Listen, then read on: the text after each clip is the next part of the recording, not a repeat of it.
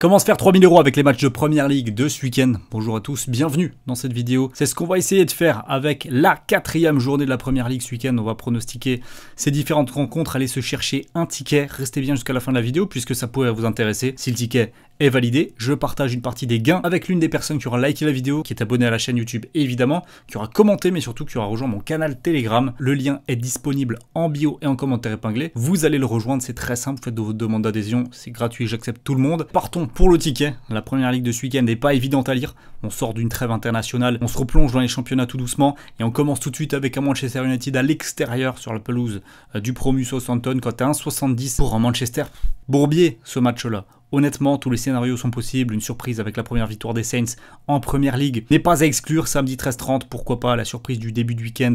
United n'est pas fiable, on ne peut pas se fier à eux. On ne sait pas s'ils vont gagner, si ce sera un match spectaculaire ou pas. On évite cette équipe dans un combiné.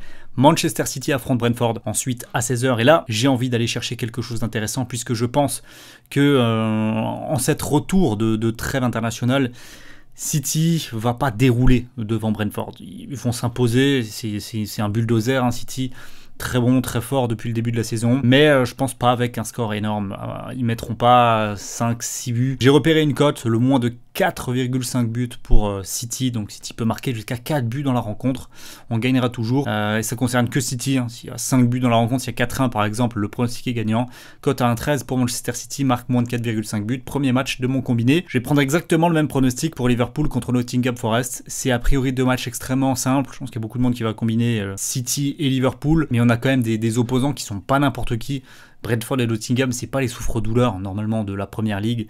Nottingham surtout, hein, c'est pas une équipe qui est là pour faire de la figuration. Il y a des vraies bonnes individualités. Donc là aussi, dans la même veine qu'avec Manchester, je vais prendre le moins de 4,5 buts pour Liverpool dans le match. Et attention, moins de 4,5 buts de Liverpool, pas du match entier. Bien faire la différence entre ces deux pronostics-là. Ça peut avoir une grande importance. Ensuite, Brighton contre Ipswich. Alors là, Ipswich, équipe la plus faible de Première Ligue, contre Brighton, sensation de la Première Ligue. Victoire de Brighton à domicile, ce sera ma petite prise de risque en termes de cote, puisque c'est du 1,31 dans un combiné très safe, c'est ce que je veux faire chaque week-end. On prend un pronostic où il n'y a qu'une seule chance sur 3 de gagner. Voilà, on parie que Brighton va faire le taf à domicile, ça pourrait même être une petite déculottée pour Ipswich. Attention, Brighton va jouer avec beaucoup d'allant ce match-là. Ils ont une équipe qui est tout feu tout flamme en ce début de saison. Et ils n'ont pas la gestion entière de la saison dans leur tête. Ils vont tout donner contre Ipswich et c'est pour ça que ça pourrait faire un gros carton. Crystal Palace contre Leicester, là on a deux équipes, elle n'est pas si éloignée en termes de niveau. On a 1,57 pour Palace et 5,15 pour Leicester. Leicester trouve petit à petit son rythme en Première Ligue. Après sa remontée. C'est bien de le revoir en Première Ligue, Leicester. Palace, je suis pas convaincu non plus. Moi, je pense qu'on n'aura pas un super match là. On n'aura clairement pas un super match. Je vais prendre le moins de 4-5 buts à 1,12. Pas d'autres opportunités sur ce match-là, sinon je le laisse de côté. On verra à la fin de la vidéo si j'ai toujours besoin de ce match. Fulham West Ham à 16h. Très compliqué à pronostiquer ce match-là. Ça se voit au niveau des cotes, c'est très équilibré. Et j'aime beaucoup Fulham. Potentiellement, petite surprise de la Première Ligue. Mais West Ham a un très bon effectif aussi pour aller jouer les places européennes. De quel côté ça va balancer? C'est très difficile de le dire. En tout cas, ça devrait pas faire 5-6 buts dans la partie. On va prendre un moins de 4-5 également là aussi. Et on va continuer comme ça notre combiné. Aston Villa Everton. Là, on a quand même quelque chose avec une tendance intéressante. Everton qui est complètement en train de rater son début de saison, qui était déjà passé tout près de la relégation lors de l'année dernière. Je suis vraiment pas convaincu. Villa, c'est solide, hein. Très solide. Donc Aston Villa au nul et Aston Villa marque dans la rencontre. On est sur du 1,21 ici. J'aime bien, ça permet de faire monter la cote. 1,21 c'est pas mal, donc il faut qu'Aston Villa ne perde pas et marque dans la rencontre. A priori, c'est vraiment le scénario. On a ensuite Bournemouth contre Chelsea. On va laisser ce match de côté. Dans la même veine que Manchester United, je suis pas très à l'aise avec les pronostics autour de Chelsea. Une équipe extrêmement irrégulière. Voilà, ça n'a rien à faire dans un pronostic safe. D'autant plus qu'ils sont favoris à l'extérieur contre une équipe de Bournemouth qui est dangereuse. Même sans Solanke, le buteur qui est parti à Tottenham, justement, la transition est parfaite puisque le dimanche à 15h, les Spurs accueillent Arsenal pour le derby du nord de Londres et là, ça va être bouillant, ça va être clairement bouillant, d'autant plus que au moment où je tourne cette vidéo, il y a Martin Odegaard qui s'est blessé pour les Gunners. Difficile cette perte.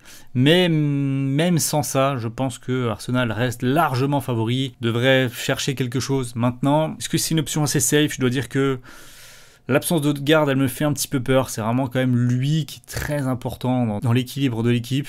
Il y a Sterling qui va jouer ses premières minutes aussi. C'est peut-être le moment justement de le rentrer, Sterling. Je vais garder mon intuition de base avec quand même Arsenal ou nul à 1,30. Je ne le vois pas perdre à l'extérieur, pas du tout.